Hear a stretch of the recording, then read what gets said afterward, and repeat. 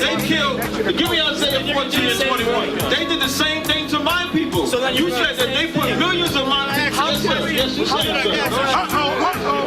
Should a murderer go to jail for murdering? Absolutely. Should a thief go to jail when he steals? Absolutely. Should a robber pay back the money he robbed? Absolutely. So why shouldn't the white man pay for what he did? That's right. That's right. One day you'll see just how it feels. Payback is a dog. It's a dog. Payback is a dog.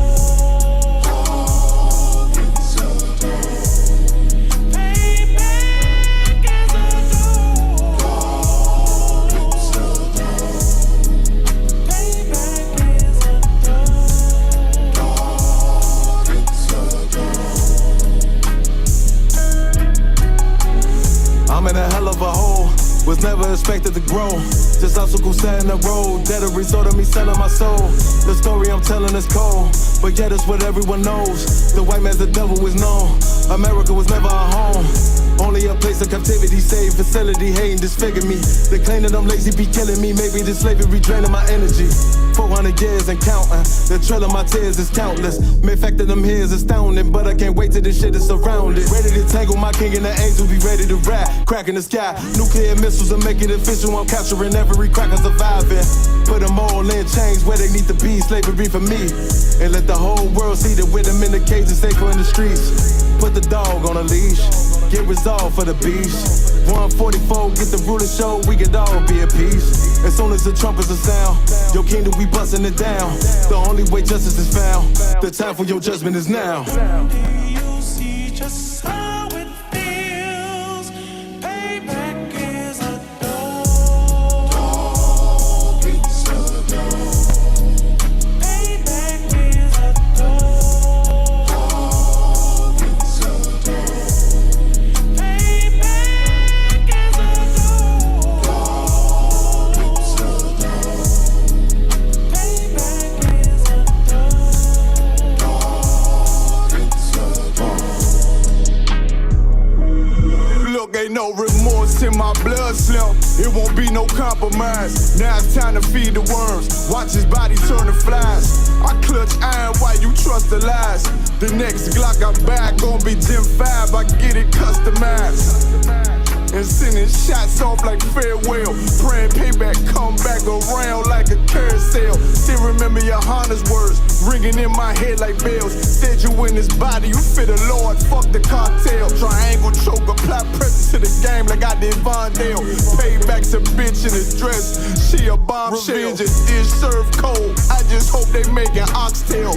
Glock fresh out the box, I swear it got that new car smell. Made myself a target in the world of mass shooters. That was designed fast for our babies to pass through. In the day of our king's reign, I'll be overzealous. They bought my jealous, I bought brand new parabellums. Someday you'll see just how it feels. Payback is a dog. It's a dog. Payback is a dog. It's a dog. Payback is a dog. It's a dog. Payback is a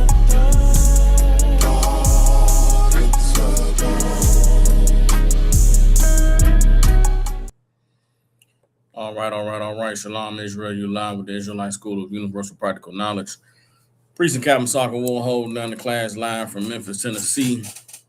Every Tuesday, Wednesday, and Thursday, we have classes here in Memphis from 6 to 8 p.m. Central Standard Time. For all the brothers and sisters tuning in, if you got family, loved ones, people you care about in the Memphis, Tennessee, and surrounding areas, get them in contact with the Israelite School of Universal Practical Knowledge. Since 1969, the ISUPK has been teaching so-called Blacks, Hispanics, and Native Indians the truth according to the Bible.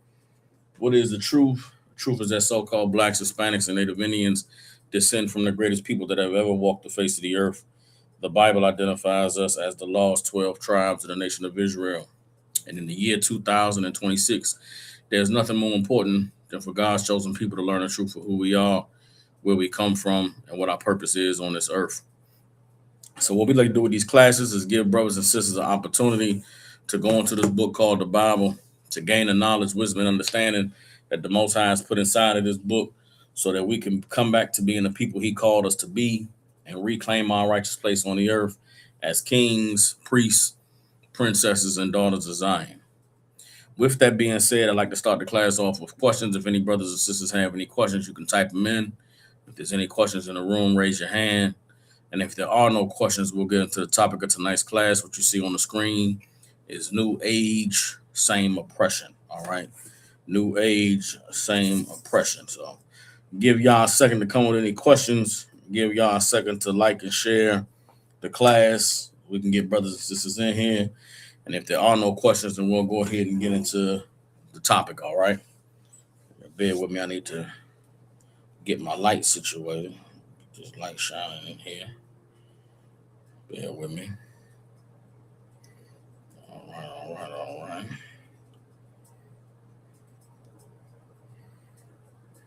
Okay. We're gonna get this light. Okay. Turn that way. Gotta get the light shining. And then I dropped the light. Bear with me 1 second, y'all.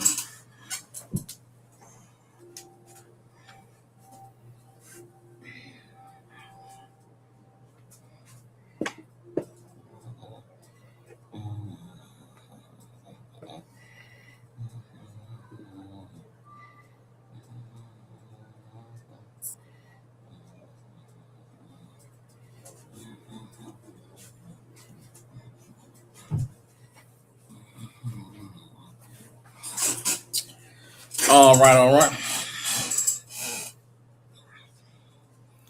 All right, there we go with the light. Don't have any questions, so let's go ahead and get into it. Today, a jury in Texas came back with a verdict in the Karmelo Anthony trial.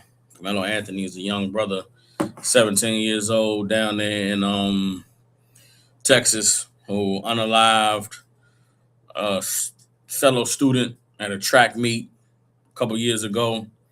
We had the brother on trial for murder. You know what I'm saying? The way the story was told, the young brother was at the track meet, had a rain delay. The brother went and ducked up under a tent to get out the rain. The young white boy and his twin brother, a couple other students, told the brother that because he didn't go to their school, he had to get from under their tent. They attacked him, tried to rough him up. The brother had a knife on him, pulled it out his bag, stabbed the white boy in the chest. The white boy collapsed and died. And the young brother, was put on trial. Before the trial started, they had a jury selection process.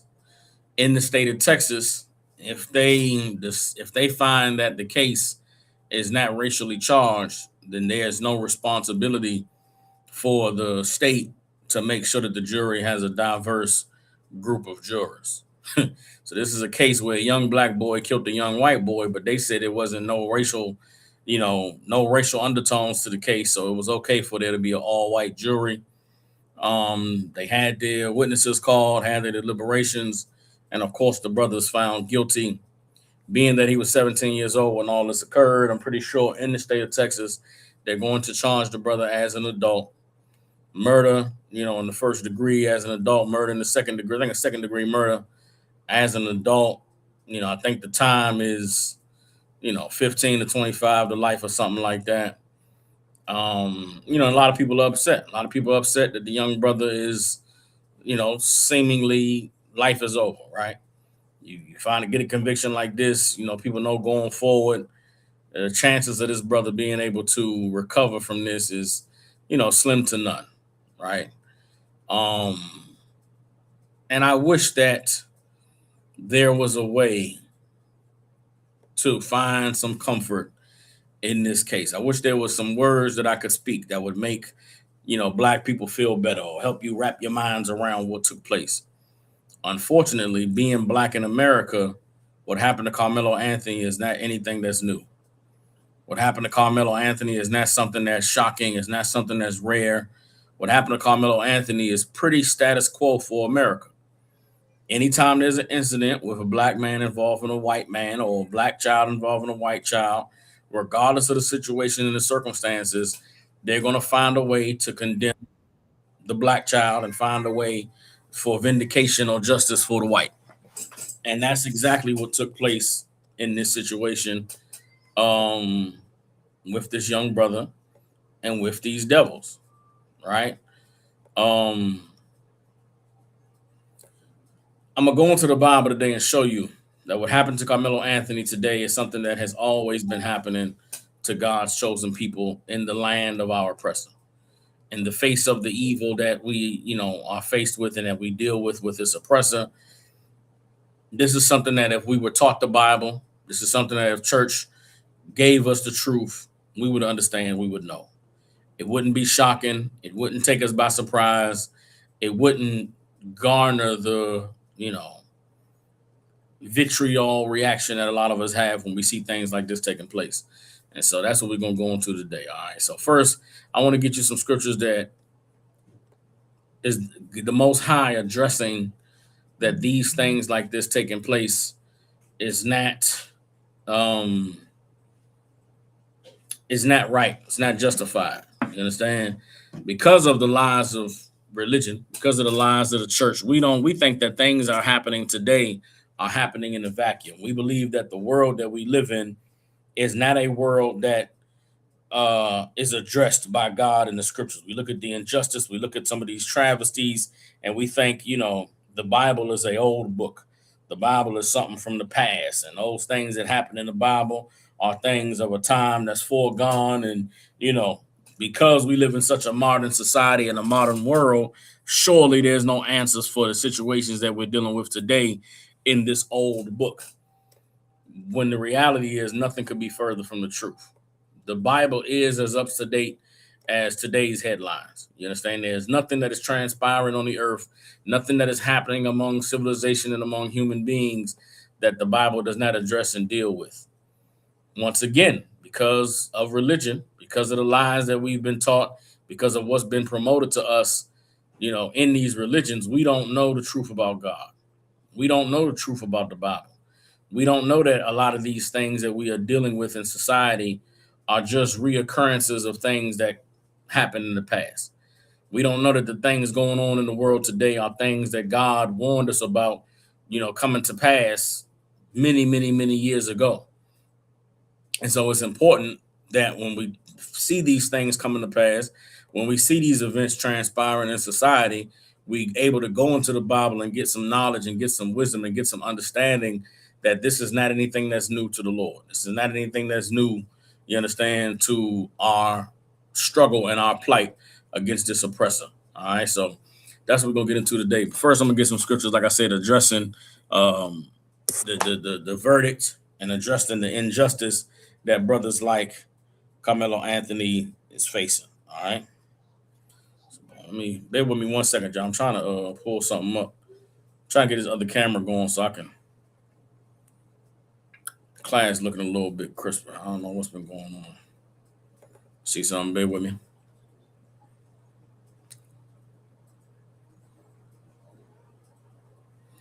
Y'all just bear with me while I try to get this together. Hold on.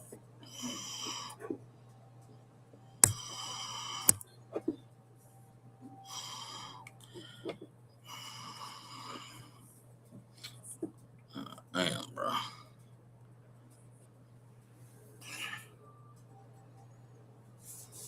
Nope. Even that's moving slow. I don't know what's going on. Hey, give me a 3 in the chat if you're watching the class online. Give me a 3 if the class looks like it's moving slow. If the video looks like it's blurry. Just give me a 3 if the video is not coming through clear, if it's coming through looking like it's blurry, or if it's looking like it's, not streaming cleanly. Give me a 3 in the chat if the visuals is not looking good. If everything is looking good, if I'm sounding good, if nothing is wrong with the stream at all, just give me a 1. Give me a 1 if everything looks perfectly fine, everything looks good. Give me a 3 if it's looking slow and looking laggy. All right. Give me a 3 if it's looking slow, looking laggy. So I'm getting a lot of 3s, which means is looking slow and looking laggy. It's not blurry, but it is lagging. Okay. Trying to figure out what's going on. Okay, everybody give me threes, Most High in Christ. So it's not just me. It looking like it's blurry on my screen. I just wanted to make sure that it wasn't just me on my computer. It's a little slow, but everything is okay.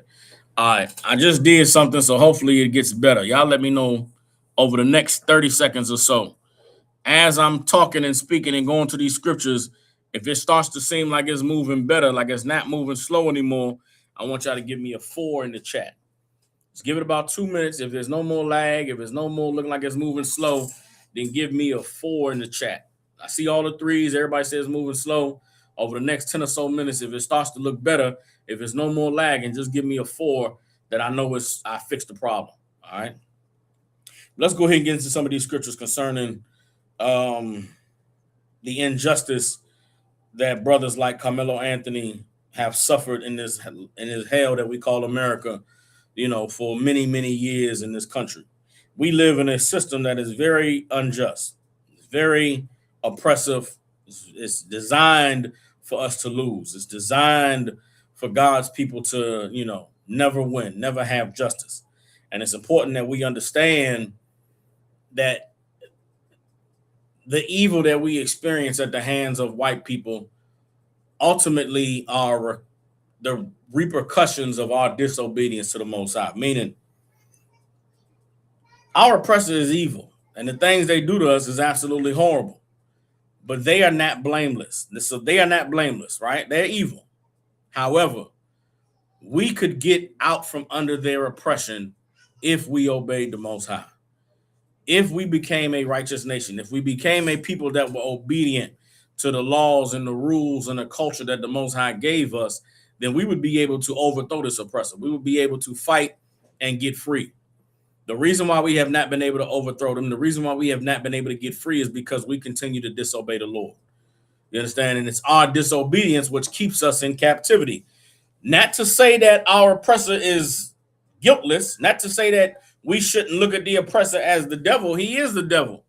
However, we have a accountability that we must face, which is that our oppressor would go away. They would be back in the caves and in cages where they're supposed to be if we became the people that God called us to be.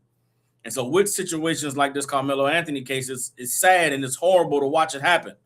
At the same time, the reaction and the response that we must have is, man, we got to serve the Lord more.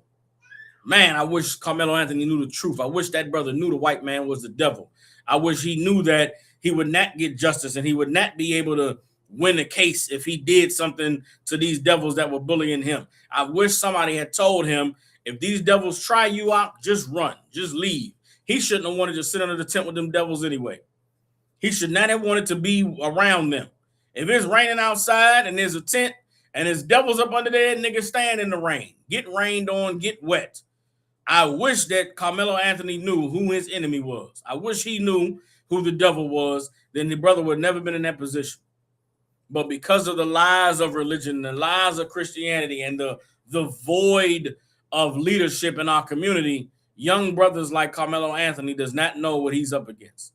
He does not know that there's an entire system that's designed to find a way to throw them in prison and throw away the key. The system was designed for Karmelo Anthony to go to prison for the rest of his life, whether he unalived the white boy or not. And Karmelo Anthony was unaware of the game that's being played and how the system is rigged against him, and he's a victim. Everybody understands. Now, how do we avoid another Karmelo Anthony? We got to recognize the truth. We got to go in this Bible and find out what God tried to warn us so that we would avoid situations like what happened with Karmelo Anthony. And that's what we're going to go into today, all right? First of all, let me get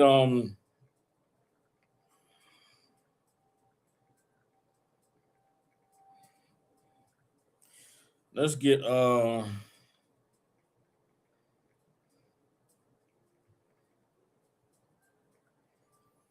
Isaiah chapter 42, verse 22.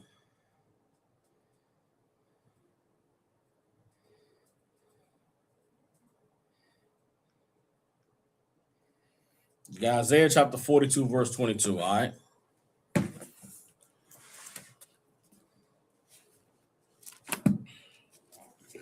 This scripture here directly addresses not only what happened with this Karmelo Anthony situation, but with so many other brothers who have gone to prison and lost their lives to the system that was designed against us. Everybody understands. This is you situations like what happened with Karmelo Anthony. You cannot look at them as isolated incidents. You cannot look at them and say, well, that's just one brother, that's just one man. No, what happens to one man happens to all of us. You understand? The consequences of one man's actions, they affect all of us. You know what I mean? The evil reputation that we gain, it happens to all of us. So we cannot look at this Karmelo Anthony situation. And that's the evil thing that religion has taught us. Christianity has taught us that we are all individuals and God is dealing with us one-on-one. That is not in the Bible. Christianity has taught us that, God deals with every individual person and not deal with races as a whole. All throughout this Bible, you find God dealing with races as a whole, dealing with nations as a whole, dealing with families as a whole. You understand? When the Lord sent Saul into the land of the Amalekites, he told Saul to kill all the Amalekites, unalive all the Amalekites, unalive all their children, unalive the goats and the horses and the cows, the women, everybody. Don't bring nothing back. Why? Because that was God's judgment against that whole race of people. When the Most High prophesied slavery on the children of Israel, he didn't say some of y'all was going to go into slavery. He didn't say the bad ones was going to go into slavery. He said all y'all going to go into slavery with ships, and you're not going to see your homeland again. In the book of Obadiah, the prophecies against the children of Edom, it's not about one or two families of Edomites. It's about the whole nation that the Most High is going to destroy, that the Most High is going to wipe off the face of the earth. We must understand that in this Bible, the consequences and the repercussions for sin and for dishonor doesn't just apply to one person. If it happens to one of us, it happens to all of us. But Christianity has calls for black people to not even see one another and see the struggles of another brother as your struggle as well. Well, let's see what the Bible says. This is Isaiah chapter 42, verse 22. It says, but this is a people robbed and spoiled. You understand? It doesn't say this is a person or this is a family. It said this is a people. Speaking what about a nation? This is a people robbed and spoiled.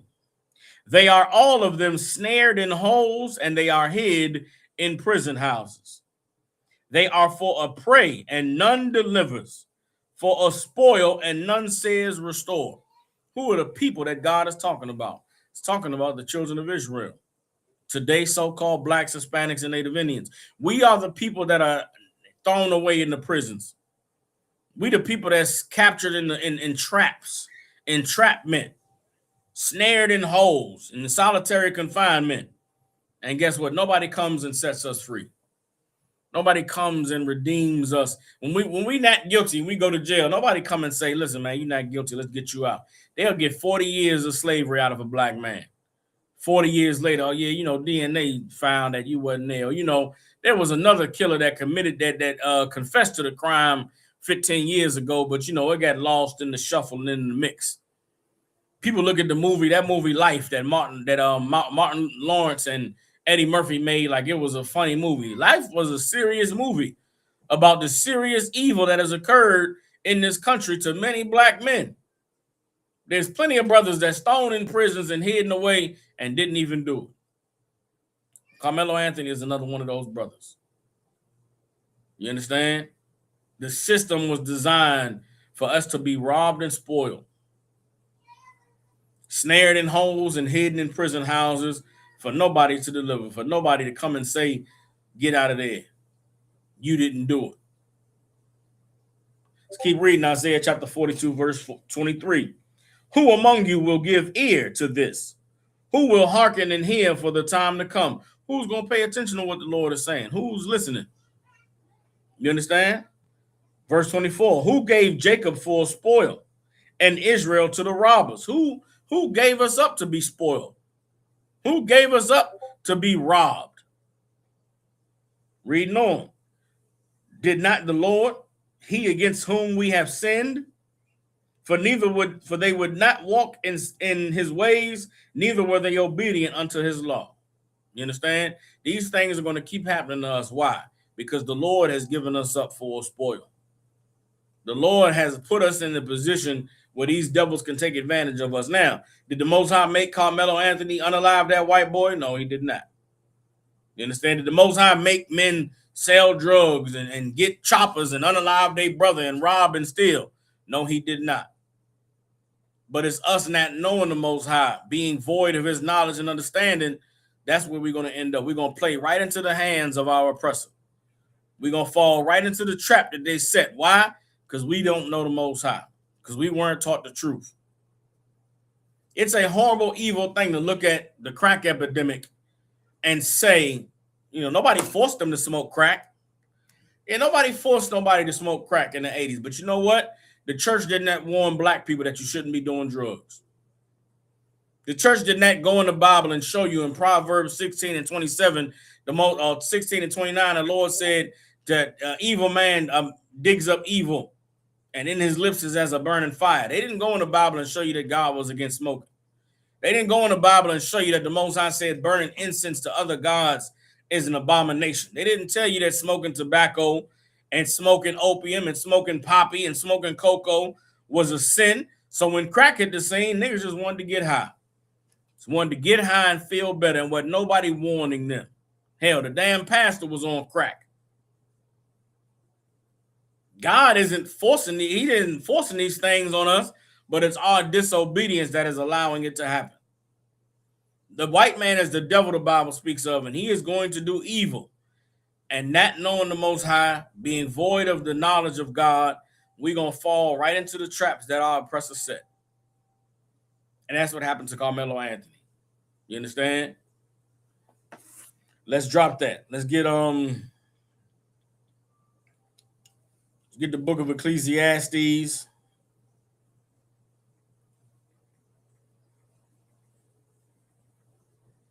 Let's get Ecclesiastes chapter 4, verse 1.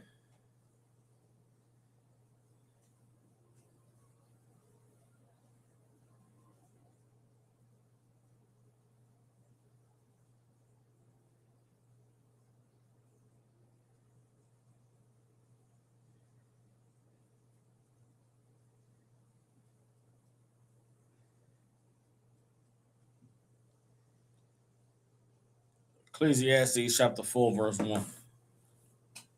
If any brothers or sisters out there, if any officers out there want to come in and read, any troopers want to come read, just let me know, man. I'll put the link in the chat for you to join in, all right? If anybody has any questions they want to ask, online, just let me know what your questions are, and I'll answer them, all right? These questions are interactive, man. For anybody that's tuning in, you can ask your questions. Any question you have pertaining to the Bible, pertaining to life, we'll get the answers for you. And if I don't have the answer, I'll tell you I don't have the answer, and you can just go ahead and tune in. You can go ahead and I'll get the answer for you and give it to you in a later class. All right, so let me go ahead. Officer Michael, I say here, come in and read Most High Christ the Water.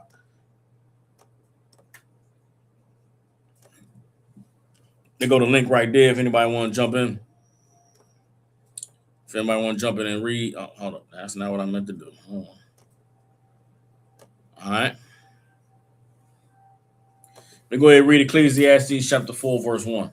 Ecclesiastes 4 and 1 says, "So I returned and considered all the oppressions that are done under the sun. And behold, the tears of such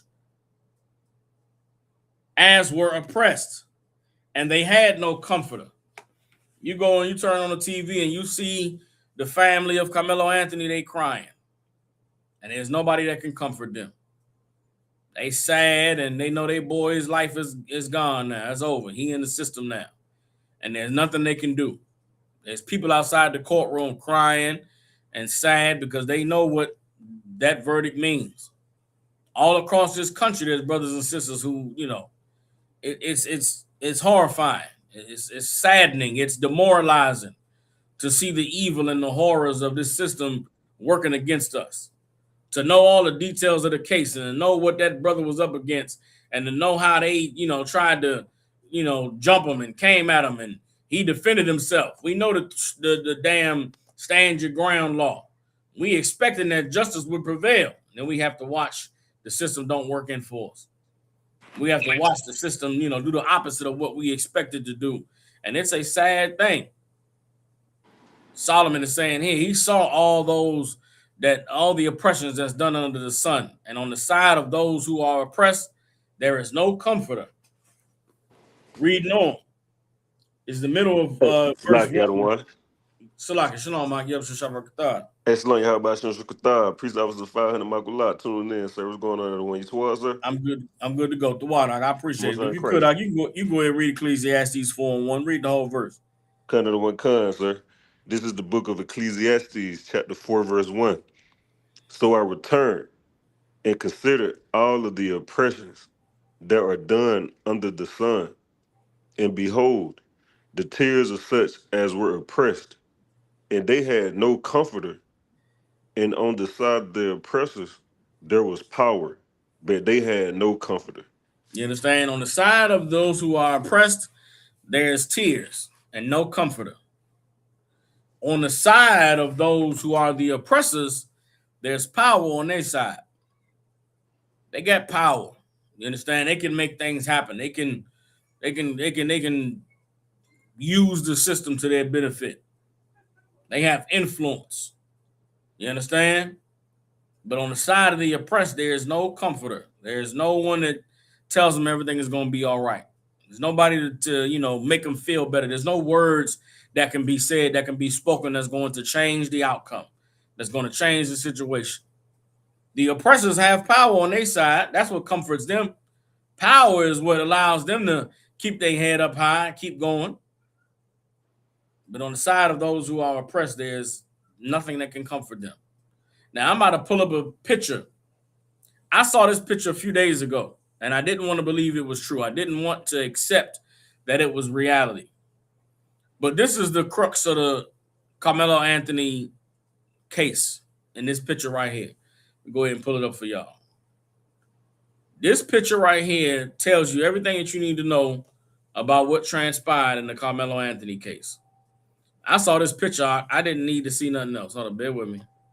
Get this off the screen. All right.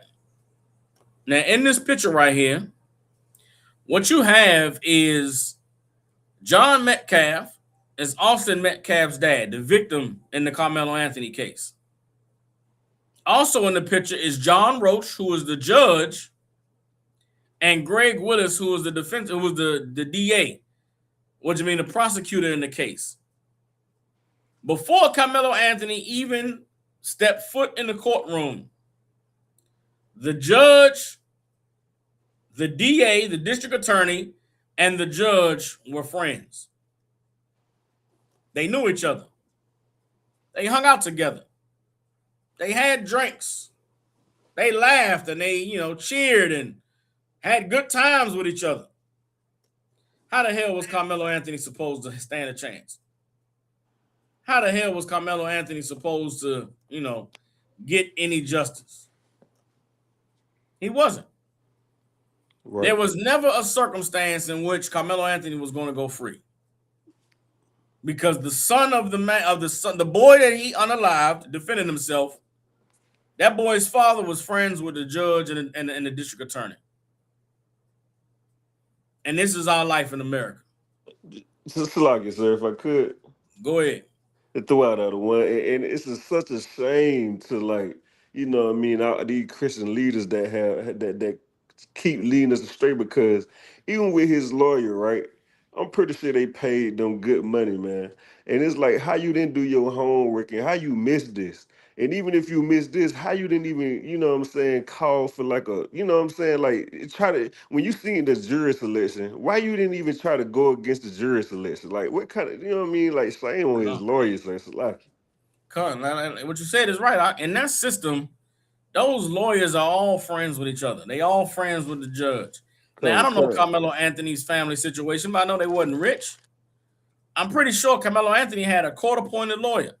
If not a court-appointed lawyer, he had a cheap lawyer. And that cheap lawyer knows that if he fights on behalf of this young black boy, he's dead in that town. He's dead in that state. He'll never get another case. He'll never get another favorable decision. I've been in rooms where those lawyers get together and they pull out cases and they say, look, man, you give me this guy, I'll give you, 30 days in probation, but this other one over here, I'll make him plead to 5 years. and they just stand there and they swap you out, man. They'll make deals over your dead body, make deals over your life. Come, A come, deal was made over the life of Karmelo Anthony. come, You come. understand? And again, because the church has lied to us, because religion has made us to not understand the Bible and not understand God, we think that these things are happening in a vacuum. We think that the criminal justice system being rigged against black people is something that's new in the earth. I'm telling you, it's not. The court system in America is patterned after the court system that was in Rome, which is patterned after the court system that was in Egypt, and they've been throwing black men in jail without cause for 5,000 years. Right. The thing that happened to Karmelo Anthony today, it happened to black men 400 years. It happened to Emmett Till 60 years ago. It's happening to black men 60 years before that. It was happening, and of course, we all know about slavery. I take you back in the Bible to the days of Jesus Christ walking the earth. They were throwing men in jail without charges for no reason. I could take you all the way back to Egypt in the Bible and show you Joseph being thrown in jail and he didn't even do nothing. A white woman lied on him and said, not a white woman, an Egyptian woman lied on him and said he did something, and with no evidence, they threw Joseph in jail. And Joseph was in jail for years behind a lie. The criminal justice system in America is the same as all the other criminal justice systems that our oppressors have ever had. Okay. And God said that on the side, read Ecclesiastes 4:1 one more time. Come, another one, come, sir. This is the book of Ecclesiastes, chapter 4, verse 1. So I returned and considered all the oppressions that are done under the sun. And behold, the tears of such as were oppressed, and they had no comforter.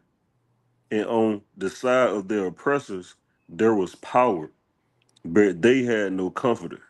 You understand? On the side of the oppressors, there's power. On the side of the oppressed, there's no comforter, just tears. Right. And that's what you see right here. On this picture is the family of Austin Metcalf, his father, his mother, the judge, and the DA. They all friends, they all buddies, and they all got together and said, we're going to make this nigga pay for what he did to your boy. And that's what happened in Karmelo Anthony's situation. You understand? It's a cruel and evil, unjust situation, but it's the result of us not knowing the truth. It's the result of us not knowing the Most High. It's the result of us living under our oppressor. Everybody understands? Right, come, sir. Let's drop that. Let me get on. Bear with me.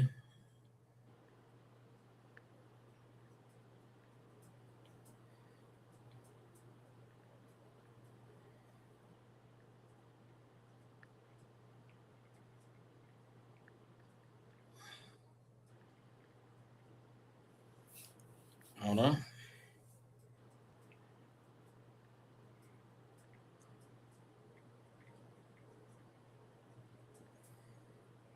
Get Psalms chapter 10. Come. Psalms chapter 10. I'll give you the verse in a second. Give me a second. Another one, come.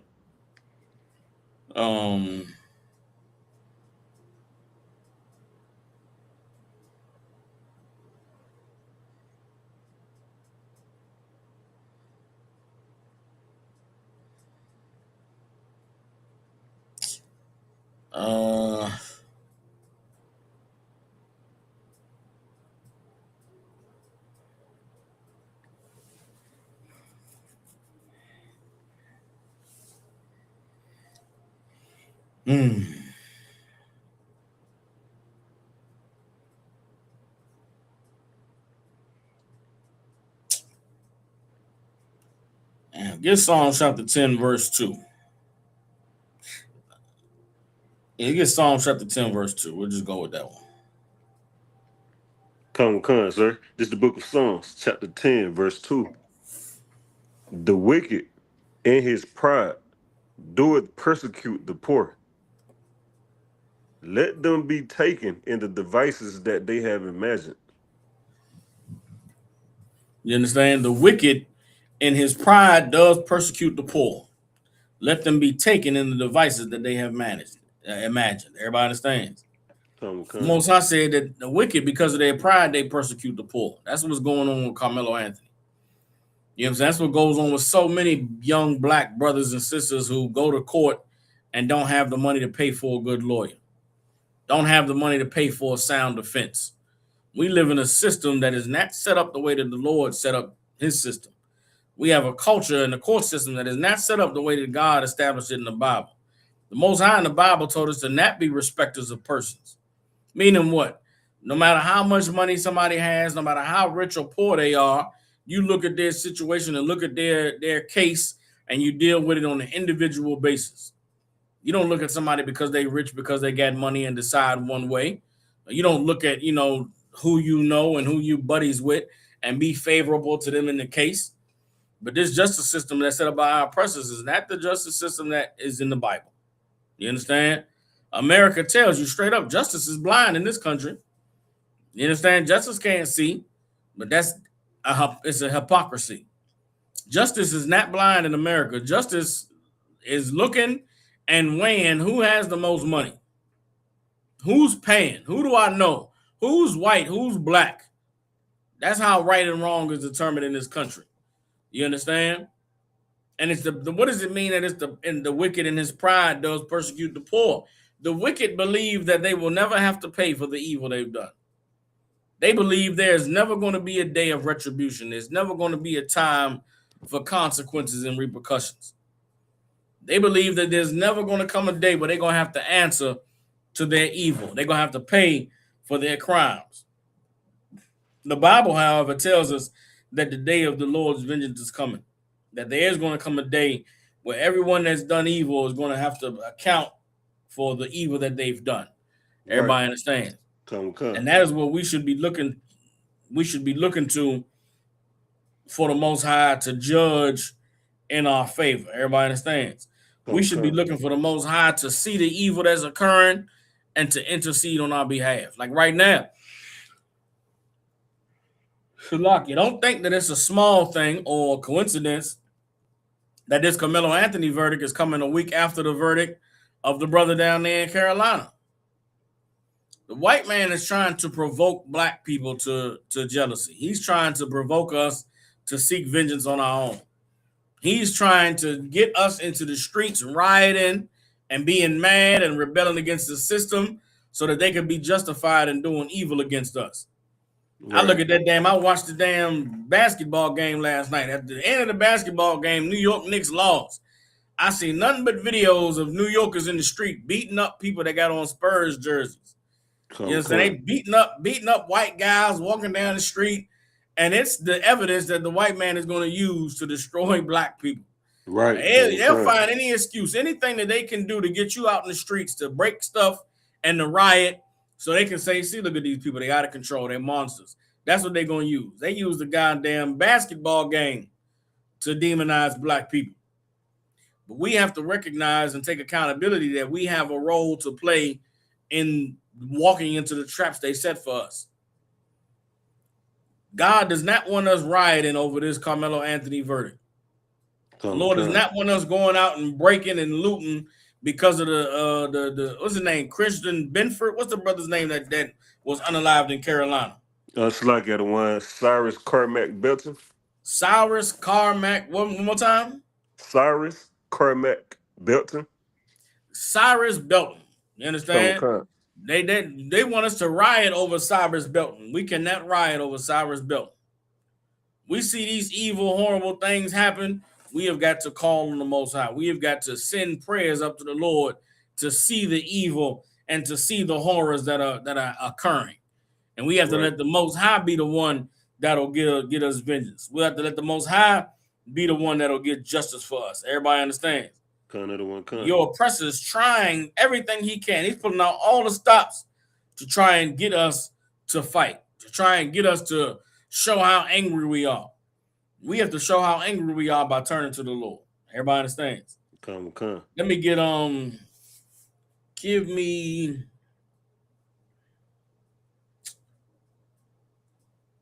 hold on. Get Isaiah 35:4. No, Come Isaiah to what come. 35 and 4. Matter of fact, Isaiah 35 and 3. Come to what come. And read on down to verse 5. Come to what come. This is the book of Isaiah, chapter 35 and 3. Strengthen ye the weak hands, and confirm the feeble knees. Say to them that are of a fearful heart, be strong, fear not. Behold, your power will come with vengeance. Even God, so like I said it right? You said power right, and the second one is the Most High. Come with con, says the water. Your power will come with vengeance. Even the Most High with a recompense. He will come and save you. Then the eyes of the blind shall be opened, and the ears of the deaf shall be unstopped. Everybody understands. The Most High foreseen these events.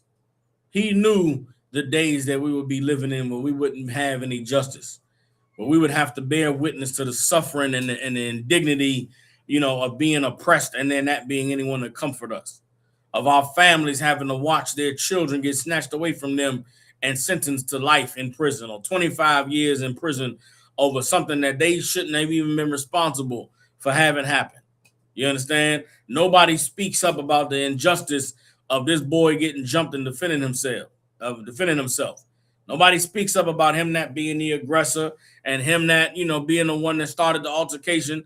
Damn that. They said he murdered somebody and he gonna disappear.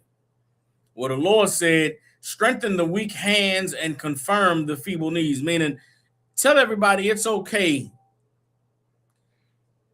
to feel powerless. It's okay to not be able to stand this evil. It's okay. You're sad, you're mourning, you're in grief. It's okay. You should mourn. You should grieve. You should be vexed. You should be, weakened by the evil that you are enduring. But guess what? Don't be afraid. Don't be afraid. You understand? Be strong and know that the Most High is going to come with vengeance. Right. Know that our God is going to save us. He's going to recompense. He's going to pay them back for everything they've done. He's going to get them for all of the evil and the injustice that they've done to us. Everybody understands? And in hearing that, the Lord said that the blind would be able to see and the deaf would be able to hear. We are in the days of the blind seeing and the deaf hearing. We've been on the street since 1969 saying the white man was the devil. They told us that we was racist. They told us that, we was spreading hate. I remember I came in the truth right after Barack Obama got elected. Man, they told us that we lived in a post-racial America, that racism was over with because Barack Obama got elected. Here we are, 2016. Where those people at now? I don't even see the arguments no more, Makola. I don't even get a nigga saying we wrong for what we saying no more. I don't even hear nobody saying we racist, we spreading hate. All I hear is, I hear what you're saying, brother, but is that the way you should say it? Like now, they not even mad at what we saying. It's how we saying it. I remember the time, Mark, they wanted us to get off the streets because we was making black people look bad. We were making black people look unappreciative. Those rich Negroes wanted us to shut the hell up about the racism and the evil of America. We got a black president. Foolish. How foolish were you? How silly were you to think that because Barack Obama got elected, that racism was over? Everything happening right now is the reaction to Barack Obama getting elected. And it's sad. I'm saddened that I've lived through enough of these to where the hurt ain't the same anymore. I remember Young and the Truth and Eric Garner happened. That was during Barack Obama's presidency. Eric Garner got choked out over Lucy cigarettes, and we just knew that something was going to be done. We knew that Barack Obama was going to say something. Nope, nothing happened. After Eric Garner was Philando Castile. Brother in the car, he tried to show the officer that he got his gun license, killed him in the car with his woman and his daughter in the back seat. Then it was Sandra Bland, and it was Trayvon Martin. All of these unalivings of black people occurred on Barack Obama's watch. as he was the president. And we spoke about it, and we went on the street and we taught, and they told us that we was living in a post-racial America. They told us that we was wrong for the things that we was saying. They told us that, we were spreading hate. Now, everything that we've been saying, we're showing you that the Bible was right all along. The message for black people has got to be, now is the time that we turn to the Most High. Now is not the time to go riot. Now is not the time to protest. Now is not the time to go beat white people up. Don't go assaulting no Chinese man. Don't go breaking the windows out of they corner store. You just gather together with your people. Take your strength away from this place. Take your spirit out of this place. Withdraw your resources and your money and your love from this place and give it to your people, because they the ones that need it. Everybody understands? Come. Let's drop that. We dropping Isaiah 35.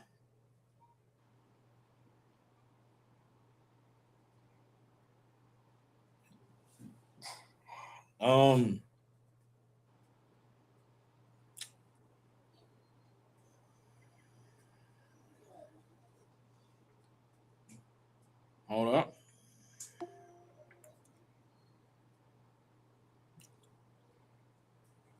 Hold on.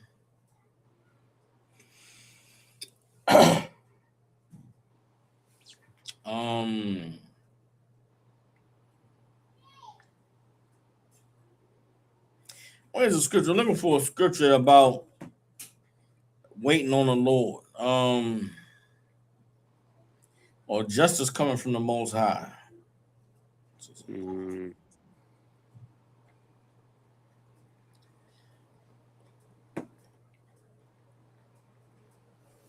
Let me get hold on.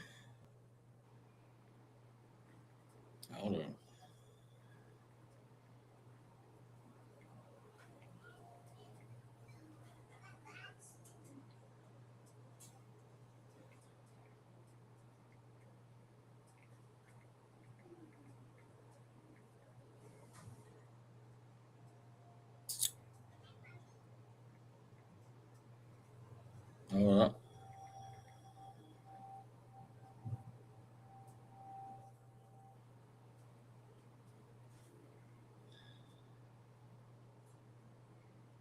Bear with me. Come. No, that's not it. I'm trying to. I got several of them. I'm trying to avoid the ones we always go to. You know what I'm saying? Of course, we can go to Revelation chapter 18. I'm trying to avoid Revelations 18. I'm trying to avoid what's the name?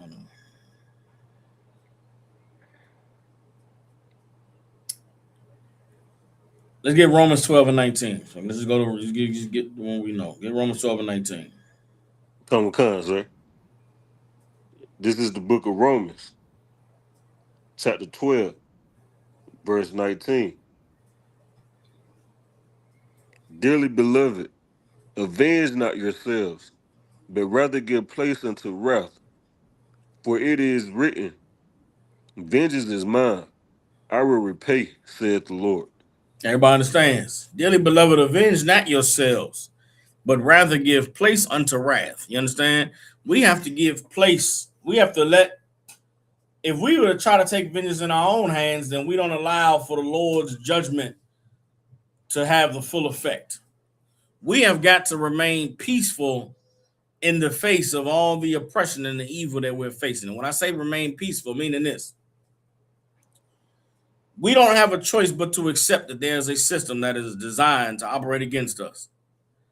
How do we fight that system? How do we, render the system effective? How do we render the system of no effect? Michael, I'm asking you as an officer. The scripture is saying, dearly beloved, avenge not yourselves, but rather give place unto wrath.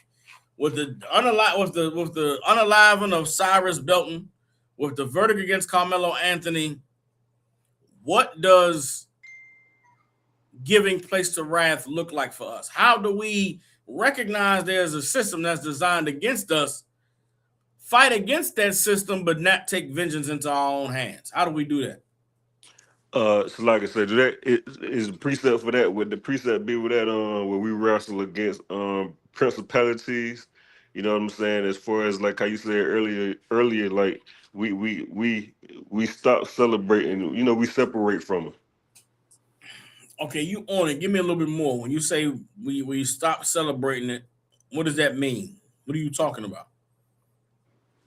Anybody else want to answer in the chat also? Just let me. The question I'm asking is, given the situation that occurred with Karmelo Anthony, right? Given the unalive of Cyrus Belton, we see in one case the China man he's not guilty.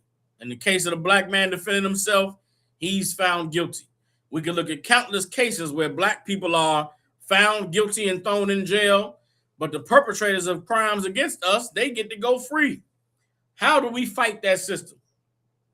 How do we recognize it, acknowledge its evil, acknowledge it's built against us, not destroy it or fight to, go to war to end the system, but also, like, how do we fight the system without being violent, but also give way to the Lord's wrath? How do we make sure we ain't taking justice in our own hands and allow the Lord to be the one to give us justice? What does that look like?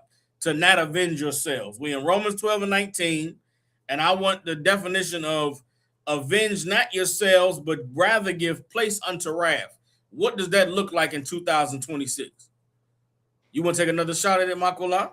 Come on, sir. If I could, Baba sir. Go ahead.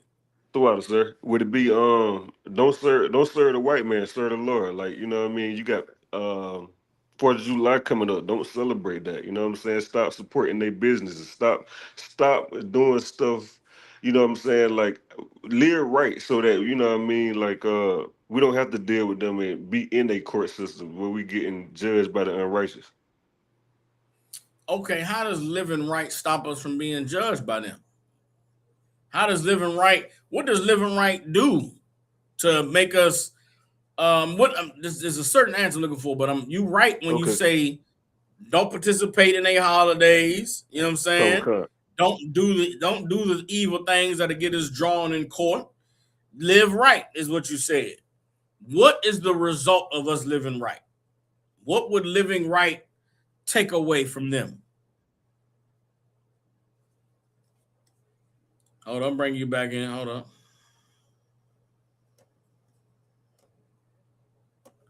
All right, you back in. Go ahead. Okay, come on. Is what you're looking for? Like, that's how we destroy. How does living right destroy the system? How does living right affect the system? Shit, I'm gonna go run this phone.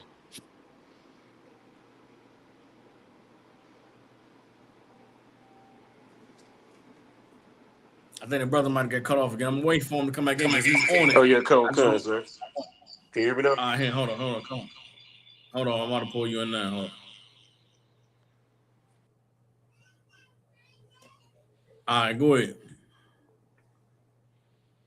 Okay, come on, sir. Damn. You on it when you said living right. We live right. We don't participate in none of their holidays. Come on. How does not participating fight the system? How is that fighting the system? And the answer to this is something that I was taught very young in the school, which has helped me tremendously throughout my life being in the truth. Oh, it takes, like I said, it takes the power away from their system and it empower our system. You on it. That first part. It takes the power away from their system. Living right takes the power away from their system. How? How does living right take the power away from their system? Because the system is only strong because we power it by being wicked. How does our wickedness power the system? Because we don't serve the Lord, sir. We're not living righteous. Salakia. I'm trying to get it, sir. Salakia. We working. We can walk down this road. How does living wickedly give their system power? How does disobeying the Lord give their system power?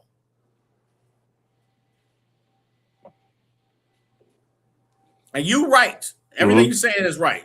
There's a certain phrase or word I'm looking for that'll make it crystal clear to everybody.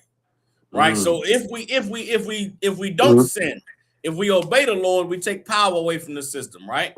Right. If Come we con. sin, if we disobey the Lord, if we obey, if we participate in their wickedness, we give power to the system. Right. Come con. What is taking place if we join their system? What does it do for us? And if we serve the Lord, what happens to their system? What does it take away from them? It takes We already away power understand from it's them. power, but there's one word that power over what? If we sin, we give them power over something. If we obey the Lord, we take away their power over something. What is the something that they have that we don't want them to have power over? It's like it says, the power of the Lord's wrath. No, not the power of the Lord's wrath. It's simple. It's one word. Mm-hmm. What does serving the Most High give you? If we obey the Lord, what does the Lord grant us? Life. Okay, yes, but disobeying, okay, you're right, but that's not the same word that would apply for serving their system. You know what I'm Okay, saying? come Meaning joining them doesn't mean we lose our life. Mm-hmm. Joining them puts us In captivity into them, so it'll free us from their system. okay, so if we obey the Lord, we free. If we disobey, we in captivity, right? Right, come sir. Being in captivity under them, they have power to decide how they're going to deal with us, right? Right, come. If they deal with us evilly, then what have they not shown? If we give our oppressor power, he can choose to deal horribly with us, or he can choose to deal righteously. Not righteous. He never deals with us righteously. Oh, but he can show. What is it? If you he can show mercy, sir. He can show mercy. That's the word, mercy. Okay, come on, Slack. Throughout the God, throughout we had Lord service. Mercy. If we disobey the Lord, we are at the mercy of our oppressors. Okay, come on. If we serve the Lord, they have no power over mercy. The mercy belongs to the Lord. We take away our oppressor's power when we obey the Lord. Come.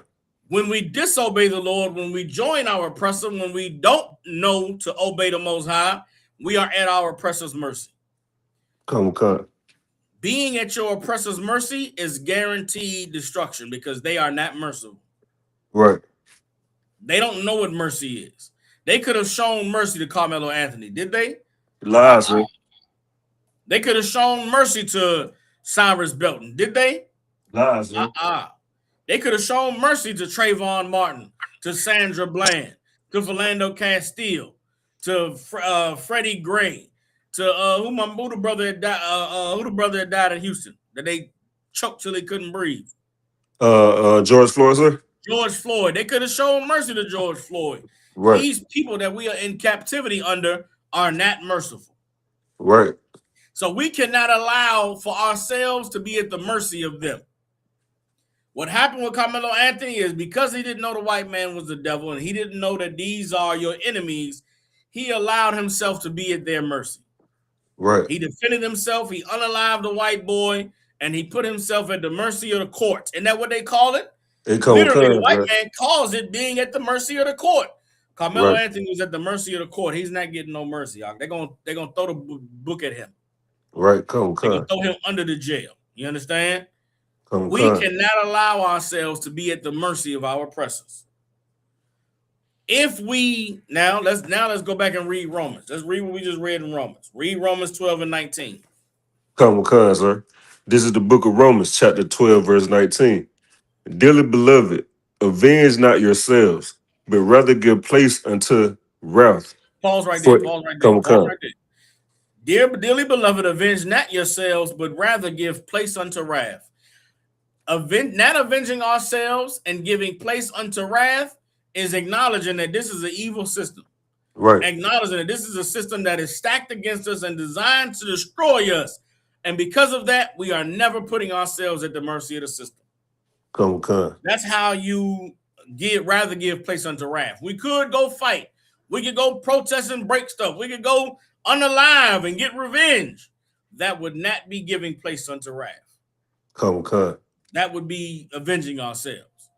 So the Lord is not saying be weak and be powerless and be at the mercy of these devils.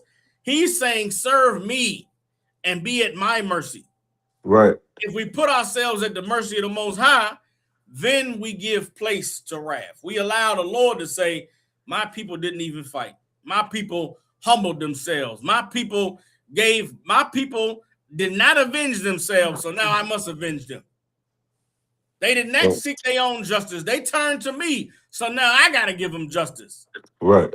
That's what the Lord is requesting. And the way we give place to wrath, the way that we do not put ourselves at the mercy of the system is by not celebrating the 4th of July.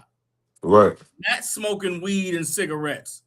Not going to the strip club and throwing money and paying for sex. Right. Not lying and doing all the evil things that cause us to get involved with the oppressor. Right. You understand? A man and a woman getting an argument and a fight. Have your woman call the school to get counsel rather than calling the white man. Don't put yourself at the mercy of the white man. Call the priest of the Lord to see if we can figure this thing out, if we can solve the problem. That's how you give place to wrath. Everybody understands? What I was taught when I was young in the school, like, is you never do anything that'll put you at the mercy of the white man. Because he does not understand mercy. He's a beast. Right. He is a monster.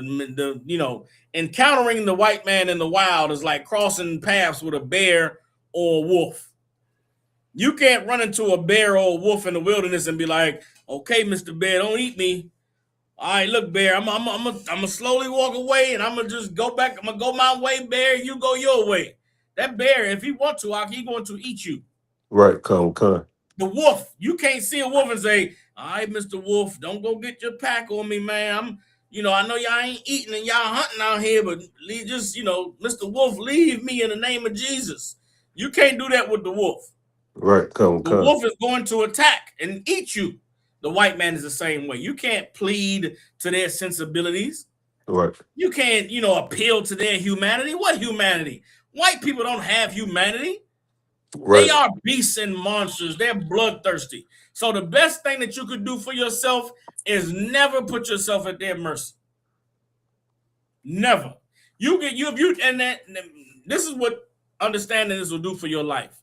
Live your life right so that you never have to plead with a white man for anything. When I get in my car, I put my seatbelt on and I drive the speed limit. You know why? Because if I get pulled over and I ask, and the cops say, do you know why I pulled you over? I'm going to confidently say, no, I don't. And when he tells me what I did to get pulled over, I'm going to say, no problem, officer. I'll take the ticket. He asked me for license and registration. Guess what? I'm giving him license and registration. He asked for insurance. I'm giving him insurance. Why? Because I'm not going to be at the mercy of this devil on the side of this road. Right. I'm going to give it to him because I have done no wrong. I've committed no crimes. I'm going to put myself at the mercy of the Most High. Everybody understands. Also, what are we taught in the school? Let's say you get profiled and the devil deals with you harshly. No problem. I'm not going to argue with you on the side of this road. You said I was doing 65 you said I was doing 68 in a 65. No problem, officer. I'll take the ticket. I'll sign it, and I'll go right to I ask the officer, could you give me your name and your badge number? Could you give me the precinct you work out of? And I'm going to get that information, and I'm going to go file a complaint.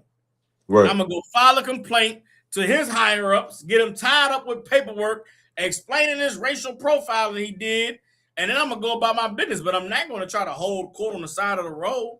I'm not going to argue with this devil and fight with him over a ticket. I'll take the yes, sir, no, sir. Okay, sir. Yes, sir. No, sir. No. And depending on the situation, you can decide what you're willing to deal with and you're not willing to deal with. Could I check the vehicle? No, sir. You cannot check the vehicle. Why not? You hiding something, son? No, sir. I know my rights. You cannot search my vehicle. I didn't do anything wrong, sir. You said I was speeding. I've given you my license, registration, and insurance. I would just like to take the ticket, sir, and I would like to be able to go about my business. Well, son, we got suspicion of this and that. Listen, sir, I'm not giving you any of them not giving you any permission to search my vehicle. Now, if you want to violate my rights, if you're going to forcibly remove me from the vehicle, I'll get out the car. I'm going to follow any instructions you give me. But if you asking me, can you search my car? I'm telling you, no, you cannot search my car. Well, I'm going to need you to step out the vehicle, sir. I'll step out the vehicle, no problem. Put your hands behind your back, no sweat. Put me in the handcuffs. He go search my vehicle unlawfully, do whatever they want to do. Well, you know, we didn't find anything, sir. You free to go. Get your ticket, blah, blah, no problem, sir. If I just get your name and badge number, please, officer. What precinct do you work out of? Okay, no problem. I write that down and immediately go call my camp leader, tell him what happened, and go file a complaint. Okay. What I'm not going to do is argue, and I'm not going to call him the devil. White man, you the devil, you evil. I'm not going to do none of that on the side of the road. I'm not going to do none of that anywhere. I'm going to shut my mouth like Christ did. I'm going to be quiet, let him have, let's get that scripture, Salakia. So this is how we obey Romans chapter 12, verse 9. This is how we avenge not ourselves, but rather give place to wrath. You understand? For it is written, vengeance is mine, I will repay, saith the Lord. We got to put vengeance in the Lord's hands. We got to conduct ourselves in a way that the Lord can recognize they didn't even fight, they didn't rebel, they didn't even go and kick stuff over, they didn't set nothing on fire. You know what, man? I'm going to go give justice to my people. This is how we do that in the scriptures. Everybody understands. Let's get, hold on. And this is the knowledge that I wish Karmelo Anthony had. This is the knowledge that I wish Cyrus Belton had and understood in dealing with these devils and dealing with these oppressors. You understand? Matthew chapter 5, verse 25. You got it. Kind of one kind, sir. This is the book of Matthew, chapter 5, verse 25. Agree with thine adversary quickly, whilst thou art in the way with him, lest at any time the adversary deliver thee to the judge, and the judge deliver thee to the officer, and thou be cast into prison. Everybody understands. Christ instructed his disciples, man, agree with thine adversary while in the way. You get pulled over on that side of the road, you just agree with the cop. Yes, sir, how you doing? Hey, roll down your window, son. I'll roll the window down. We ain't getting high in here. I ain't got no drugs. I ain't got no, I'm not trafficking nothing. I'm not committing no crimes. I live a righteous life, obedient. Right. He want the window rolled down, I roll down the window. He want the license and registration, I'm going to give him the license and registration. He tell me I'm speeding, I'm going to say, okay, sir, if you say so, I'll just take the ticket. Yeah, he asked me questions. You been drinking this evening? No, sir, I have not. Are you sure, son? Sir, I said I was not drinking. You know what, sir? I think I might need to search the vehicle. Sir, I did not give you permission to search the vehicle. Well, son, that's almighty suspicious of you to not want me to search the vehicle. Sir, I'm on my way home. I had a long day. If you're asking me for permission to search the vehicle, I'm not giving you permission to search my vehicle. Well, I might need you to get out that car, son. I don't like how you're talking. If you need me to step out the car, I'll step out the car. I still don't give you permission to search my vehicle. Yeah, Go ahead and get about the car. Step out the car. He's going to search the vehicle. He's going to put you in handcuffs. He's going to search the vehicle. You just bite your lip. Be quiet. Let them do their thing. They're going to search the vehicle. They'll find nothing. Then they'll say, all right, we're going to let you go. If you don't mind, so if I could just get your name and your badge number and what precinct you work out of. Okay, no problem. All right. Well, thank you so much. They give you the ticket. You sign it. Go about your business. That's what Christ is talking about. Agreeing with your adversary while you are in the way. While you're in the way with the adversary is not the time to go to camp. It's not the time to blaze on them and say, you white devils and God going to unalive you and Jesus going to put you in captivity when he returns. I don't even got no business with this devil. He ain't even the one I got to see. He ain't the judge. He ain't the jury. He ain't the one that has the power over me going to jail or not. Now, he could inconvenience me. He does have the power to lock me up and get my car towed. He could do all that if he wanted to. But I'm not going to put myself at his mercy.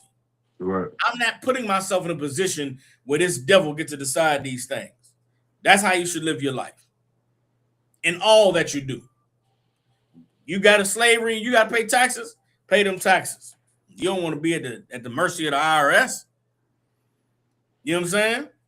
Right. You're doing something and it's a requirement. We go to camp. We don't go to camp without checking with the local precinct on the ordinances for the sound devices and how many people can be gathered and whether we can have signs and that. We do our due diligence to make sure we operating in compliance with all the laws. Why? Because we agreeing with our adversary while in the way. We're not going to put ourselves in a position to be arrested, to be thrown in jail. All the years I've been in the UPK, all the camps we done went to, all the streets that we done spoke on, we ain't never got locked up, never went to jail. Why? Because we know what we doing when we out there. Right. We put it in the Lord's hands that we at the mercy of the Lord. We are not at the mercy of these devils. And you know what? When you live your life that way, the oppressor respects you. When you live your life that way, the oppressor admires you. The oppressor says to himself, I can't do nothing to them.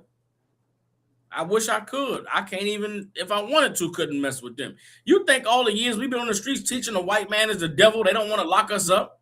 They don't want to throw us in jail? You see the evil that's happening to black people. Why are we spared? Why do we get to speak so freely? Because we at the mercy of the Most High. We are not at the mercy of the white man. Everybody understand? Right. And because we are not at the mercy of the white man is powerless to do anything against us. Now, let me get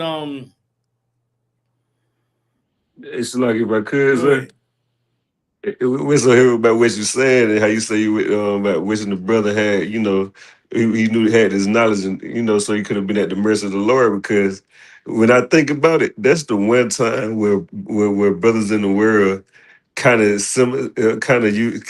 sign the same as us. Because when they get pulled over, all that Christian stuff go out the window. It be, oh, you racist, you this and that, oh, you a cracker, you this and that. You see what I'm saying? You almost sound like you're in the truth, but that shit don't work. So like you and listen, it's the thing that's missing the most in our community is the wisdom of the Lord. And people think the wisdom of the Lord it's not performative. The wisdom of the Lord is not church. It's not singing and dancing and Jesus, Jesus, God, God, speaking in tongues. I seen a horrible video the other day. This black woman was in church and she's doing like a performance, but she say something about somebody rapping in English, but I can spit it in the spirit. And this bitch started tongue rapping. Hamana, samana, hibada, hamana, samana, hibada, hobada head. And the church people was like, oh yeah. And I'm watching that shit like, this is so shameful and disgusting. These people think this shit is of God. That has nothing to do with the Lord or Jesus. She just spit it in the spirit and started doing the speaking in tongue shit in rhythm. And the people in the church was like she was spitting. This shit blew my mind. God is not performative. Worship and praising the Lord is not performative. Praising and worshiping the Most High is in obeying Him, in taking the words He gave us and finding out how do we live by them, how do we apply them to our lives. That's the wisdom of the Lord. That's what the ISUPK has that no one else has. They don't know how to take these words we reading and actually apply them to how you living in everyday life. And that's what's missing. Karmelo Anthony should have known the white man was the devil and there's nothing good that can be gained from them. If he knew that, in the rain, he would have rather gotten wet than to sit under their tent. Sir. To show you that he know the white man was the devil, he had the knife in his bag. To even feel like he needed the knife to protect himself shows that he didn't know the knowledge. He didn't have the wisdom of the Lord. Because the wisdom of the Lord would have let him know, you don't need no knife out. The Lord is with you. You ain't got nothing to worry about. The Lord going to step in for you. So if you at the track meet, just stay away from them devils. You ain't got to worry about a fight or getting jumped. He didn't know it. He didn't know the truth. He didn't have the knowledge of the Most High, and now the brother done lost his life. Over nothing. Over some devils trying to bully him, and he fell right into the trap. You understand? Sir. No, lie, sir. I was just saying, sir. Do me a favor. Get Proverbs 16:6 and read down through verse 7. Proverbs 16:6 and verse 7. Sir. This is the book of Proverbs, chapter 16 verse 6. That's like you. Okay, got you right here, sir. The book of Proverbs, chapter 16, verse 6. By mercy and truth, iniquity is purged, and by the fear of the Lord, men depart from evil. When a man ways pleases the Lord, he maketh even his enemies to be at peace with him. Everybody understands that. You Come, understand? come. By mercy and truth, iniquity is purged. How do you get rid of sin? How do you get rid of wickedness? How do you get rid of, joining our oppressor and worshiping their holidays and putting ourselves at their mercy? Mercy and truth. Come, What come. mercy? The mercy of the Lord. By Right. being at the mercy of the Lord and learning the truth, iniquity is purged. Come, come. Sin is done away with. If I knew that disobeying the Lord put me at the mercy of the white man, I would obey God. Come, come. Church doesn't teach us that. Imagine if church taught that if you disobey God, then you put yourself in harm's way of the white man. Think of how many lives would be saved with just that simple truth. Right. Just understanding that it's better to be at the mercy of God than it is to be at the mercy of the white man. It would transform so many lives. But the church hasn't taught us that. The church hasn't showed us what this Bible says about getting free of our oppressor, about Right. rebelling, about, avenging not ourselves, but giving place to wrath. If we were taught these things, then we would do them. There's millions of black people whose lives would change overnight if they understood that obeying the Most High and putting yourself at the mercy of the Lord takes you away from being at the mercy of the white man. We would all drive our cars a little bit more relaxed. We would all, ride down the road and not worry about the cops getting pulled behind us, because we would make sure that we were ordering our steps and living our lives in a way that we didn't have nothing to fear from the white man. Why? Because we obeying God. My only fear is the Most Right. High. Why? Because I know that I'm held to his standard. I'm not worried about what the white man can do to me. The white man can't do nothing to me that the Lord won't allow. Right. That's the wisdom that's missing from this world. That's the wisdom that purges iniquity. Everybody understands. And when a man's ways please the Lord, he makes even his enemies to be at peace with him. When your ways please the Lord, even your enemies are at peace with you. Like I told you, we go out there on them streets, those policemen, they respect us. They acknowledge us for our discipline, for our attention to detail, for how seriously we operate. Go ask some of these brothers in these other towns. You watch these videos down there in Texas. Them brothers is in the middle of the Alamo, calling the white man the devil, getting boot kisses. Why are they allowed to do that? Because they not breaking no laws. Right. I'll never forget, man, teaching down in D.C. one time. The police came out there. Some white devil was kicking our signs. Police came out there, and it was a brother that had defended us against the devil. The white girl. It's like it, sir. You talk about red. That's one of the videos that brought me that woke me up, sir. It's like Most High Christ. Where they locked up, they put the brother in handcuffs. red, sir. Come cut. And then they took the brother out of handcuffs and put the devil in handcuffs. Come cut, sir. Salakia, where is that video? Do you know where that video is? Sir, I've been looking for that video for the longest, sir. I could not find it, sir. I remember it was red. Red, what did you learn today? Don't trust no devil. Okay, his name was Red. Here come cousin, sir. Man, look, that was the Lord out there that day. I remember it like it was yesterday. Because it was so evil what they did. Like, the brother was right. The crowd was out there, was paying attention, listening. And the devil came trying to pick the signs, and the brother grabbed her up, you know what I'm saying? And somebody had called the police. Police showed up and grabbed the wrong person, sir. And they grabbed the brother. I was like, that's evil as hell. That's racism right there. That's a system that's against us right there. He ain't even do nothing. I was blazing, and they went and let the brother go, man. Went and got the white girl, put her in handcuffs. I was like, man, listen, that day was amazing in that nobody had ever seen nothing like that happen. Not in D.C. You got a black man in handcuffs in the back of the car. You mean to tell me the police took him out of the car, took him out of handcuffs, they got the white girl, put her in handcuffs, and took her to jail for the weekend? Man, that's the Lord. You got to get right. Man, you know what I'm saying? Go ahead. He says like it said, the mercy of the Lord was shown that brother through you, sir. I remember it, sir. That was some power, sir. It's like Nah, that was the mercy of the Lord.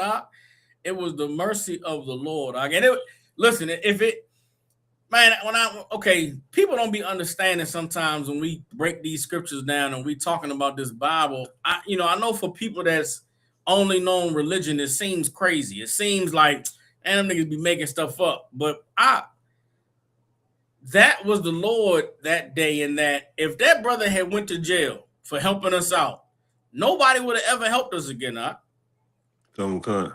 Like it would have been an evil thing. It would have been absolutely evil for that brother to go to jail defending the men of the Lord. But when that brother got out of the police car, they took the handcuffs off of him and then locked the white girl up. For everybody that was there watching, it was like, yo, these niggas is God really with these niggas. It was the Lord showing us that we were doing the right thing, that we were saying the right thing. And so much of our lives, and the truth is that we face situations and circumstances that's impossible to a normal person. You tell somebody what happened and they be like, man, nigga crazy, man. Nigga. And it's like, I wish I was crazy, but it would make more sense if I was crazy. It would make more sense if I was just out of my mind. But the reality is God is real and he's moving for us in ways that other people can actually see. Right. And that's amazing. There's so many people that's looking for a miracle. They're looking for a sign from God that he's real. They looking for aliens and looking for this and that. It's just like it was in the days of Christ. Y'all looking for a sign when we are the sign. Right, being here, not being on drugs, not celebrating Christmas and Thanksgiving, knowing who we are as a people, being able to break this Bible down and apply it to the things going on in the world today. What more signs do you need, nigga? Right, we gotta show you that, let you know that we are the men of God, that we are the prophets of the Lord. If you need a sign, you're an evil bastard. If you need a sign, like, if you sit in a class, if you sat in this class for the last 90 minutes and you heard me go in this Bible and break these scriptures down and talk about this Karmelo Anthony case and the Cyrus Belton case and so many other brothers who've lost their lives to the system, you sit through this class and hear these scriptures broken down this way and say, yeah, man, but them niggas think the earth is round and it's flat. You an evil nigga. Right. Like if you sit here and hear the Lord and hear these scriptures broken down and you still question us, you still say, yeah, but they believe in more than one wife. You are an evil nigga. You are an evil woman. If you could hear the wisdom of the Lord coming out of these scriptures and say, yeah, but they still wrong about this and that, you are evil. And that's what they did to Christ. They heard Christ teaching, heard Christ speaking, heard the wisdom, seen the miracles. He healing niggas. Blind niggas is seeing. Crippled niggas is walking.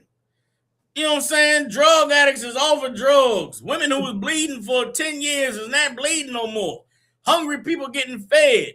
You see Christ doing all these things. The niggas say, this is my bread. I break it for you. I mean, this bread is my body. I break it for you. Eat it. And this wine is my blood. I shed it for you. Drink it. And you going to say, oh, nah, man, that nigga told us to eat his body. He crazy. Shame on you. Shame on you for having no faith. If you hear something you don't understand, just chop it up till you ain't understanding it. But don't make the men of the Lord who spoke it wrong and evil. Right. How can they be wrong? They right about everything else. Maybe your understanding just hasn't caught up yet. Maybe you just don't really know. Maybe you shouldn't even try to figure that out yet. You'll maybe understand later on down the road. But so many people just look for any reason to go back to living a wicked life that they'll throw away all the good and righteous and honorable things they see the men of the Lord do and say, yeah, but I don't really agree with this thing. So I'm just going, shame on you. Shame on you. You understand? Go ahead. I was going to say something. It throughout the same couple because I remember when I first started watching the videos, you know what I mean, back in that era when y'all was blazing heavy on the streets back then in Washington, D.C. I was talking to a brother, and the brother tried to say something, but yeah, you know it with no letter J in the Bible, no is this and that. And in my mind, for a split second, I was like, Okay. Now, like, sir, it would have to be the Lord to let me be like, man, fuck that shit. Damn a J. I'm rocking with what they doing right now. That fucking nigga, I see this. You know what I'm saying? It's like you, sir. I mean, like, I ain't worried about that anyway, nigga. I was talking about what I'm saying right now. You know what I mean? So, sir, that J didn't even trip me up like that, sir. It's like, Listen, it's been something like that for all of us. I remember being young in the truth. I got notes from different scriptures being broken down, and I got question marks next to the breakdown. I got a question mark next to certain things was taught. I'm like, I don't know about that shit. That nigga tripping. But he right about all this other shit. I need help with all this other shit. I can worry about what I don't agree with later. Right now, I need to know this man gonna help me to be better. It's not just understanding the scriptures and being able to break them down. It's the wisdom to apply it. And I thank the Lord that I only ever knew the UPK. I didn't know any other, I didn't know any other groups, any other camps, or nothing like that. So I don't know what these other cats are teaching. What I do know, though, is that they watch us. The other camps watch us for breakdowns. They watch General Hyman. They call us for counsel. The other camps, the Purple Cats, the Butt Plug Camp, all of them call us. Their wives call us for counsel because they recognize we the men of the Lord. So it's like, how could you know that we the men of the Lord but still got your own group? How do you know that you calling us for counsel with your situations? Why don't you just not have a situation over there? Like, I never understood it. You know what I'm saying? And so anybody who knows what we teach and understands the UPK stance and the wisdom that the Lord has given us, why would you want to be divided from us? Why would you want to be separated? Why would you want to do your own thing when the answers are here? The wisdom is here. You understand? And we live in a time the Lord is allowing us to see things like this Karmelo Anthony case because the time is short for us to continue to be at the mercy of our oppressor. The time is ticking to where the oppressor's mercy is not you going to jail. The mercy is going to be we unaliving you. The mercy is going to be we're going to, public execution by way of hanging from a noose. That's where it's going in this place. All the things that's transpiring, they are ready to get to the great evil of their plan, which is to go back to treating us like they did when we was in chattel slavery. Everybody understands? Right.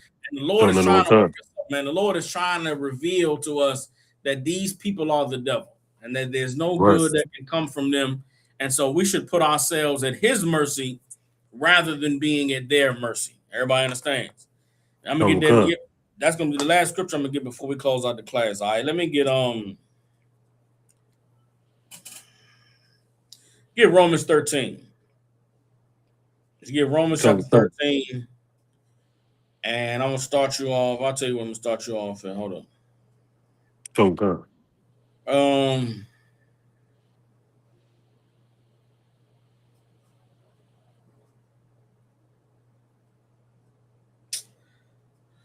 All right, get Romans 13 and 3. Romans 13, 3 and 4. And then drop down to verse 11. Another one comes, sir. This is the book of Romans, chapter 13, verse 3. For rulers are not a terror to good works, but to the evil. Without then not be afraid of the power, do that which is good, and thou shalt have praise of the same. Pause right there. Pause right there. Romans 13 and 3 said, for rulers are not a terror to good works, but to evil. Will thou then not be afraid of the power? Do that which is good, and he is the minister of God to thee for the same. Meaning what? The white man is the authority in this country. He got the court system, he got the judges, the lawyers, and all of that. Guess what? They are not a terror to good works. If you obeying the Lord and doing everything the Most High said to do, if you doing good works, guess what? The white man is not an authority over you. His power does not mean anything to you. Right. You understand? Wilt thou then not be afraid of the power? Do that which is good, and thou shalt have praise of the same. in the ISUPK and the Commander General Yohana, we obey all the laws of the Bible. We obey all the laws of the white man. And you know what we get? We get praise. We get respect from them. We get left alone when we go out on the streets. When we out on the streets and an incident occurs, they automatically come and lock up whoever was violating us because we have a reputation that we never violate anybody. We never harm anyone. Everybody understands. Keep reading. Verse 4.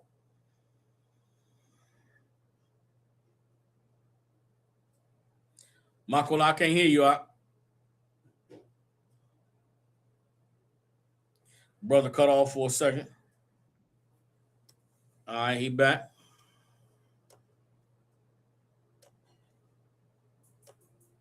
Go ahead, Doc. You got it. Michael, are you there? All right, brother, still jammed up. I'm going to go ahead and read it. Romans 13:4. It says, for he is the minister of God to thee for good. But if thou do that which is evil, be afraid. For he bears not the sword in vain, for he is the minister of God, a revenger to execute wrath upon him that does evil. Everybody understand? If you do good, you ain't got nothing to fear from the white man. You obey the Lord, you are not at his mercy. If you do evil, though, if you sin, if you disobey the Most High, then you should be very afraid of the white man, because the white man exists to punish those who do evil. And he does not bear the sword in vain. He is the minister of God, a revenger to execute wrath upon him that does evil. And it's unfortunate that Karmelo Anthony did not know this truth. If Karmelo Anthony understood the role that the white man plays in society and in this world, then he would have known to have been at the mercy of the Lord and never at the mercy of the white man. You out there, brothers and sisters, you listening, man, if you doing anything to take chances with your freedom, taking chances with your life, I don't care how broke you are, how much money you need, how much the family's starving, your baby mama getting on your nerves, do not put yourself at the mercy of the white man. Right. Do not put yourself in the mercy, put yourself in a position to be judged by these people. Put yourself in the mercy of the Lord. Obey the Most High in all things and let the Most High be the one that you got to answer to for the things that you do. Because if you do good, if you live righteous, you ain't got nothing to worry about when it comes to the white man. But if you sin against the Lord or you disobey him, then the white man is the one that's going to come and punish you. The white man is the one that's going to destroy you. Everybody understands. Jump down to Romans chapter 13, verse 11. You're going to read 11 through 12. Come, sir. This is the book of Romans chapter 13, verse 11. And that, knowing the time, that now it is high time to awake out of sleep. For now is our salvation nearer than when we believe. That night, it's like the night is far spent. The day is at hand. Let us therefore cast off the work of darkness, and let us put on the armor of light. Everybody understands. Come. Paul said here, knowing now that it is high time to awake out of sleep. You understand why? Why is it time to wake up out of sleep? Because our salvation is nearer than when we believe. Right. We don't have a lot of time left, man. We don't have a lot of time to get it right with the Most High. We don't have a lot of time to, get ourselves out from under our oppressor, to stop being at their mercy and to be at the mercy of the Lord. Right. The time is coming when we're going to realize that not obeying the Lord is a death sentence. Okay. Not obeying the Lord means that you are at the mercy of the white man, and the white man is the greatest beast that has ever existed on the earth, and all he knows how to do is to steal, kill, and destroy. Everybody understand? Come. The night is far spent, the day is at hand. Let us therefore cast off the work of darkness and let us put on the armor of light. This is what we must embrace and understand and acknowledge in the wake of these tragedies that we are witnessing occurring. I know people think that we're living in a new age and we're living in a new, society and new technology, but the oppression is still the same. Right. The system has always been skewed against us. It didn't start with us being here in America. The Bible is the history of our people having rulers and powers be a terror to them because they would not give good works, because they would not obey the Lord. Let this be the generation of brothers and sisters that learn the truth, change their lives, and become who the Lord called us to be, so that we never have to be at the mercy of these devils ever again. Come. With that, clap it up. Israelite School of Universal Practical Knowledge out of 1 West 125th Street in Harlem, New York. Since 1969, we've been teaching so-called blacks, Hispanics, and Native Indians the truth according to the Bible. What is the truth? The truth is that so-called blacks, Hispanics, and Native Indians descend from the greatest people that have ever walked the face of the earth. The Bible identifies us as the lost 12 tribes of the nation of Israel. And in the year 2026, there's nothing more important than for God's chosen people to learn the truth of who we are, where we come from, and what our purpose is on this earth. You brothers and sisters tuning in, if you got family, loved ones, people you care about in the Memphis, Tennessee, Louisiana, Mississippi, or surrounding areas, get them in contact with the Israelite School of Universal Practical Knowledge. You young men is out there. I seen a couple of young men. I want to acknowledge y'all. You know what I'm saying? The brother, young man Chris out of Mississippi. I want to say, I see you, Ak. Shalom to you. I had a brother, young man Thomas, checking in. Next time, Thomas, let me know what city you checking in from. All right. Of course, all the usual sisters that's checking in, Sister Anaya. I got a brother Jamar, X 1150 checking in. You know what I'm saying? Good to see you in class, Ak. You know what I'm saying? Sister Yakira, the rib of young man Chris. All you new brothers and sisters, man, it's a glorious thing to see y'all in class. Make sure y'all continue to check in when y'all tuning in. For you young brothers out there, if you want to be troopers in the school, man, start wearing all black. You understand? Send me a picture. Get the number off of the page, off the Memphis Facebook page or the YouTube page. Check in with me on Wednesdays, man. Send me them pictures of y'all in all black, so I know you're serious about getting in this work. And y'all continue to check in. Sister Jamie Fan, I see you on the Facebook. Most High Christ to you. Y'all brothers and sisters, man, keep tuning in, keep locking in. Now is the time the Lord is trying to gather us together, and we need to raise up some young soldiers and some sisters, you know what I'm saying, some princesses to really strengthen this work of the Lord down here in the South, man. So y'all keep tapping in. And with that, I'll see y'all for class tomorrow. We'll say shalom, Yahweh Shem, y'all shout out to all the brothers. Shalom, y'all about Shukata. And shalom, Yahweh Shema. Most High Christ. I'll see y'all for class tomorrow. Shalom. Hey, shalom, sir.